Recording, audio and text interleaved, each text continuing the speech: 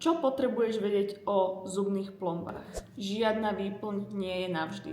Tým, že tá výplň je dennodenne zaťažovaná, postupom času sa stane nevyhovujúcou a je nutné ju vymeniť. Citlivosť týždeň, 2 po ošetrení je normálna. Spozorni vtedy, ak bolesť budí zo spánku, ak sa časom zhoršuje, ak je pulzujúca a ak nemá svoj vyvolávajúci podnet. Platenie. Keď si zoberieš nejaký hociaký stomatologický cenník, vidíš, že je tam napísané fotokompozit 1 plôžka, 2 plôžky, 3 plôžky. Úplne jednoducho, ak je to fotokompozit 1 plôžka, znamená to, že sme v podstate vyplňali len vnútro toho zuba. Ak je už výplň 2 alebo 3 plôžková, znamená to, že sme dostávali stenu alebo steny toho zuba. To, že ťa zub nebolí, neznamená, že nemáš kaz. Sklovine nie sú totiž nervy. Ak ťa zub bolí, znamená to, že ten defekt je hlbší a niekedy to už môže byť neskoro a bude treba endodontické ošetrenie. A áno, aj na túto tému chystám video. Ak ťa takéto veci zaujímajú,